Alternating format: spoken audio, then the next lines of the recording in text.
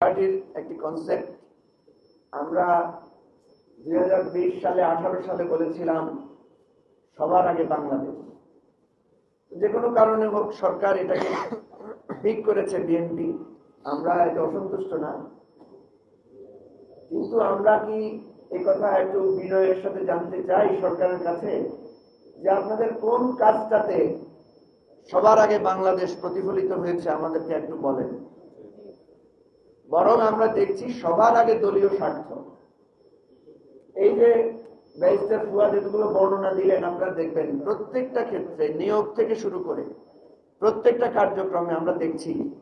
Even আমরা দেখলাম 36 জুলাই উদযাপনের দিন সেখানে যে ডকুমেন্টারি প্রদর্শন করা হয়েছে সেখানেও সবার আগে সরকারি দলীয় লোকদের স্বার্থকে প্রাধান্য দেওয়া হয়েছে। আরেকটি কথা সরকার বলেছে, সেটা হচ্ছে উই হ্যাভ এ প্ল্যান। আমরা জানতে চাই সেই প্ল্যানটা কি, সেই প্ল্যানের কি কি অংশ বাস্তবায়ন হয়েছে। আচ্ছা, আপনারা যে প্ল্যান নিয়েছিলেন, আপনারা তো এই দেশের অর্থনৈতিক অবস্থা খারাপ, জ্বালানি পরিস্থিতির সংকট আছে, আইন শৃঙ্খলা পরিস্থিতি খুব ভালনারেবল, এটা জেনেই তো প্ল্যান করেছিলেন, ঠিক না?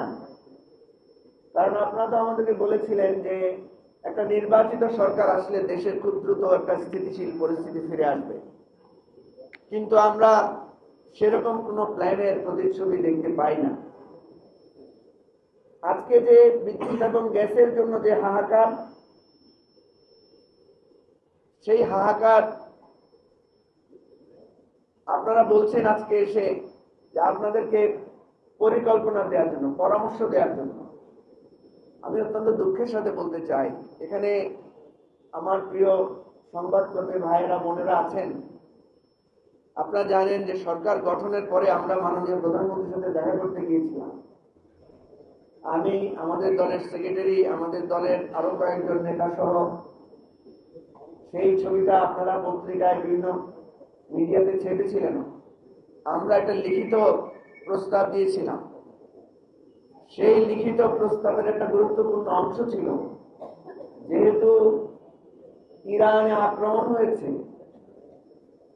আমাদের জ্বালানি সংকট দেখা দিতে পারে, আমাদের এক্সপেট্রিয়েটদের যে রেমিটেন্স প্রবাহ এটা ক্ষতিগ্রস্ত হতে পারে।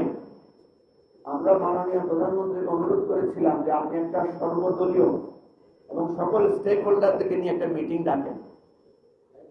আপনারা জানেন অন্তর্বর্তীকালীন সরকারের সময় প্রফেসর ইউনূস এরকম ক্রাইসিস পিরিয়ডে সব দলকে নিয়ে মিটিং করেছিল।